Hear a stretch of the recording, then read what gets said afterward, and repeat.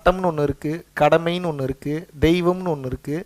எல்லாத்துக்கும் கட்டுப்பட்டு செய்யுங்க. புரியுதா நான் சொல்கிறது என்னென்னு? சட்டத்தை மீறாமல், தெய்வத்தை மீறாமல், எத்திக்ஸை மீறாமல், தர்மத்தை மீறாமல் அப்புறம் வச்சு செய்யுங்க. பொறுமையாக செய்யுங்க. என்ன அவசரம்? இப்போ செத்துற போகிறானுங்களா என்ன அதுக்குள்ளே? எப்படி செத்தாலும் நமக்கு நல்லது தானே. நம்ம எதிரி இப்படிலாம் யோசிச்சிருக்கீங்களா இன்றைக்கி? அது இந்த பெர்ஸ்பெக்டிவில் இப்படிலாம் வாழ்க்கையை பார்க்கலாமா? நீங்கள் கருணைனா என்ன நினச்சிட்டு இருக்கீங்க? கிறுக்குத்தனமாக சுற்றிட்டு இருக்கிறது, பைத்திய மாதிரி எவ்வளோ அடித்தாலும் வாங்கிக்கிறது, எவ்வளோ துப்புனாலும் தொடச்சிக்கிறது, சரி என்ன பண்ணாலும் ஓகே ஓகேன்ட்டு போகிறது. அப்படி எல்லாம் இங்கே வேறு ஒன்று போயிட்டுருக்கு. அது உங்களுக்கு புரியல. டைம் இருந்ததுன்னா நான் ரொம்ப டீட்டெயில்டெல்லாம் அதுக்குள்ளே போக மாட்டேன். உங்களுக்கு ஹிண்ட்டு மட்டும் தான் கொடுப்பேன், நீங்கள் தான் போய் பார்க்கணும். ஓகே, டைம் இருந்ததுன்னா ஜியோ பாலிட்டிக்ஸ் அப்படின்னா என்னென்னு போய் படிங்க உட்காந்து. இதெல்லாம் நான் ஏன்டா படிக்கணும்னு கேட்காதீங்க. வாழ வந்திருக்கீங்கன்னா இதை தெரிஞ்சுக்கணும். இதை தெரிஞ்சுக்கலன்னா நீங்கள் வாழ முடியாதீங்க. உங்களுக்கு என்ன நடந்துகிட்ருக்குன்றதை நீங்கள் தெரிஞ்சுக்கணுமா? நீங்கள் தெரிஞ்சுக்கணும். உங்களுக்கு என்ன நடந்துகிட்ருக்குன்றதை நீங்கள் எப்போ தெரிஞ்சுக்கலையோ அப்புறம் உங்களை வச்சு என்னென்னமோ நடக்கும். ஓரளவுக்கு நேக்கா மேம்போக்கா நாசூக்கா சொல்லும் போதே கேட்டுக்குங்க. ஜியோ பாலிட்டிக்ஸ் என்ன படிக்கணும்? உட்காந்து நல்ல டைம் எடுத்து படிங்க. What is called Jio politics. இன்னும் நீங்கள் வாழ்க்கையில் ஏதாவது அடுத்த கட்ட நீங்கள் வேறு ஏதாவது உருப்படியாக வேறு ஏதாவது நீங்கள் கற்றுக்கணும்னு நினைக்கிறீங்களா? வேறு எதுவும் வெளியே கற்றுக்கிறதுக்கு இல்லை. வெளியே நீங்கள் பாலிட்டிக்ஸ் மெயினாக ஜியோ பாலிட்டிக்ஸ் கற்றுக்குங்க. உள்ளுக்குள்ளே தான் இதுக்கப்புறம் உங்களை படிக்கிறது தான் வேலை. இனிமேல் நீங்கள் எதை படிக்கணும்? உங்களை படிக்கணும். எதை படிக்கணும் அப்படின்னா என்ன? நீங்களே ஒரு ரிப்போர்ட் எடுக்கணும். அதாவது நீங்கள் எப்படி இது பார்க்கணுன்னா உங்களுக்கு ஒரு டூல் கொடுக்குறது எப்படி நீங்கள் ஹேண்டில் பண்ணணுன்னா, நீங்கள் இப்போ டிடெக்டிவ் ஏஜென்ட். நீங்கள் யார்? ஒரு டிடெக்டிவ் ஏஜென்ட். உங்களை நம்பி உங்களுக்கு உயிருக்குயிரான ஒரு கஸ்டமர் ஒருத்தர் என்ன பண்ணியிருக்கிறாருன்னா, அவருடைய மகன் எங்கெல்லாம் போகிறாரு வர்றாரு அப்படின்னு சொல்லி ஒரு முக்கியமான பொறுப்பை வந்து கொடுத்துருக்கிறாரு. பணம் நிறைய பே பண்ணுறாரு. ரொம்ப ரொம்ப நம்பிக்கையான மேட்ரு, ரொம்ப இம்பார்ட்டண்ட்டாக, ரொம்ப எத்திக்கலோட உண்மையை நீங்கள் வந்து அவருக்கு சொல்லியாகணும். அப்படிப்பட்ட ஒரு சூழ்நிலை. அப்போ நீங்கள் என்ன பண்ணுறீங்கன்னா, இறைவன் உங்களுக்கு வந்து ஆப்பர்ச்சுனிட்டி ஏற்படுத்தி கொடுக்குறாரு. அடுத்த 6 மாதத்துலேருந்து 1 வருடம் முழுமையாக அவர் போகிற இடம் வர்ற இடம்லாம் உங்களுக்கு எல்லாம் தெரியுது. அவருக்கு தெரியாமல் வாட்ச் பண்ணுற அளவுக்கு கெப்பாசிட்டி உங்களுக்கு இருக்குது. இப்போ நீங்கள் என்ன பண்ணணும்னா, அவனை வாட்ச் பண்ணி எழுதணும். உண்மை எழுதணும். உண்மையாகவே எழுதுங்கன்னு சொல்லலை, அந்த சீன் படி சொல்கிறேன். அந்த சீன் படி என்ன பண்ணோம்? டிடெக்டிவ் ஏஜென்ட்டோட வேலை என்ன? எங்கே போகிறான், யாரை பார்க்குறான், எப்படி பேசுகிறான், என்ன ட்ரெஸ் போடுறான், எந்த கோயிலுக்கு போகிறான், என்ன மந்திரம் சொல்கிறான், அப்படி எழுத தான் அசஸ் பண்ண முடியும். Yes or no?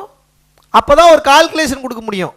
இப்போ அந்த டிடெக்டிவ் ஏஜென்ட்டு நீங்கள் தான், அந்த ஸ்பை பண்ண போகிற ஆள் நீங்கள் தான், ஸ்பை பண்ணப்படுற ஆள் இப்போ நீங்கள் தான். இதுதான் இப்போ பெரிய பியூட்டி. இதில் எதுக்கு இதை வாட்ச் பண்ண சொல்கிறேன்னா, இதுக்கு பேர் செல்ஃப் அவேர்னஸ். இதுக்கு பேர் என்ன? ஏன் இப்படி இருக்கணும்னா, இப்படி இருந்தால் தான் நீங்கள் எவ்வளோ கேவலமான ஆள்னு முதல்ல உங்களுக்கு புரியும். இப்படி நீங்கள் எவ்வளோ கேவலமான ஆள்னு உங்களுக்கு புரிஞ்சுதுனா தான் நான் இன்னும் மாற வேண்டியது நிறைய இருக்குன்ற ரியலைசேஷன் வரும். எப்போ அந்த ரியலைசேஷன் வருதோ அப்போ தான் ஓப்பன் மைண்ட் செட் ஓப்பன் ஆகும். அது வரைக்கும் ஓப்பன் ஆகாது. ஓப்பன் மைண்ட் செட் இல்லாமல் இந்த உலகத்தில் உண்மையான ஞானத்தை ஒருபோதும் கற்றுக்கொள்ள முடியாது. புரிஞ்சுதா அது? ஸோ இந்த ஜியோ பாலிட்டிக்ஸ் எது படிச்சுக்க சொல்கிறேன் அப்படின்னா, அப்போ தான் இந்த உலகத்தில் என்ன நடக்குதுன்னு புரிஞ்சுக்க முடியும். இதை ஏன் கவனிக்க சொல்கிறேன்னா, உள்ளுலகத்தில் என்ன நடக்குதுன்னு தெரிஞ்சுக்க முடியும். இப்போ இந்த உள்ளுலகமும் வெளி உலகமும் என்னன்றது கிளியராக புரிஞ்சுட்டிங்கன்னா அதுக்கப்புறம் உங்களுக்கு உண்மை புரிஞ்சிடும்.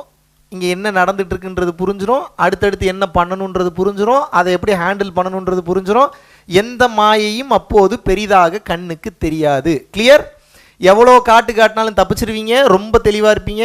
எவ்வளோ மேஜிக் பண்ணாலும் அதை தாண்டி என்ன உண்மை இருக்குன்னு பார்ப்பீங்க. இன்றைக்கி ஒரு பெரிய சீக்ரெட் ஃபைனலாக சொல்லிட்டு முடிச்சிடுறேன். ஏதோ ஒரு சம்பவம் செய்தியில் வருதுனாலோ, ஏதோ ஒரு நபர் ஏதோ ஒரு விஷயத்தை பற்றி வாயை திறந்து எதுவாக இருந்தாலும் உங்கள் ஃப்ரெண்ட்ஸ் எதுவாக இருந்தாலும் பேசுகிறாங்கனாலோ, அந்த காரியத்திற்கென்று ஒரு காரணம் இருக்கும். காரணம் இல்லாமல் அந்த காரியம் வராது. நல்லா புரிஞ்சுக்குங்க.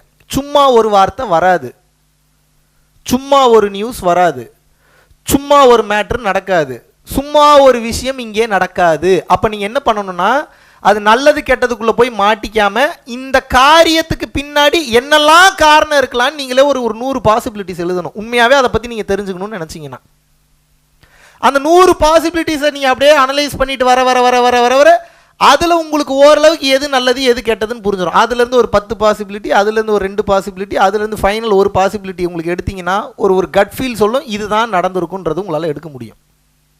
இதுக்கு பேர் தான் மைண்ட் ரீடிங். இதை நீங்கள் இந்த அளவுக்கு போகணுன்னா முதல்ல நீங்கள் எப்படி செயல்படுறீங்கன்றதை கண்டுபிடிக்கணும். நீங்கள் எப்படி செயல்படுறீங்கன்றதை கண்டுபிடிச்சிங்கன்னா தான் இன்னொருத்தன் எப்படி செயல்படுறான்றதை கண்டுபிடிக்க முடியும். நீங்கள் இப்போ கேட்கலாம், நான் ஏன் இன்னொருத்தனை கண்டுபிடிக்கணும்? நீங்கள் இன்னொருத்தனை கண்டுபிடிக்கிறக்காக இதை பண்ண சொல்ல, நீங்கள் உங்களை கண்டுபிடிக்கிறக்காக இதை பண்ணுங்கள். மீதியெல்லாம் தானாக தெரிஞ்சிடும். இதில் பெரிய பியூட்டி என்னென்னா, ஒரு சில விஷயம் தெரிஞ்சாலும் நீங்கள் எதுவும் ரியாக்ட் பண்ண மாட்டீங்க, முடிவு எடுக்க மாட்டீங்க, தண்டனை கொடுக்க மாட்டீங்க. காரணம் என்னென்னா, அதுதான் கருணையினுடைய குணம். இதயம் என்ன சொல்லும்? இன்னும் ஒரு வாய்ப்பு கொடுன்னு சொல்லும். எவ்வளோ செருப்படி போட்டாலும் என்ன சொல்லும்? பாவம் இன்னொரு வாய்ப்பு கொடு. அறிவு போட்டு தள்ளிருன்னும். இதயம் என்ன சொல்லும்? இன்னொரு வாய்ப்பு கொடு. இவள் பண்ணது தப்பு, இவன் பண்ணது தப்பு, இவனை சும்மா விடக்கூடாது, இவளை சும்மா விடக்கூடாது. என்னை ஏமாற்றிட்டு போயிட்டான், இத்தனை லட்சம் ஏமாற்றிட்டான், என்னை இப்படி பண்ணிட்டான், என்னை அப்படி பண்ணிட்டான், எல்லாம் கரெக்டு. இது சொல்லணும், இன்னொரு வாய்ப்பு கொடுக்கணும். எல்லாம் பேசுகிறத கேட்டு சொல்லணும், இன்னொரு வாய்ப்பு கொடுக்கணும். இது சாகிற வரைக்கும் இதே தான் சொல்லிட்டு இருக்கு. இது மாற்றி பேசவே பேசாது. இதுக்கு எவ்வளோ கட்ஸ் வேணும்? இதயம் சொல்வதை கேளுங்கள், வாழ்க்கை மிகச் சிறப்பாக மாறிவிடும். கிளியர்? காசு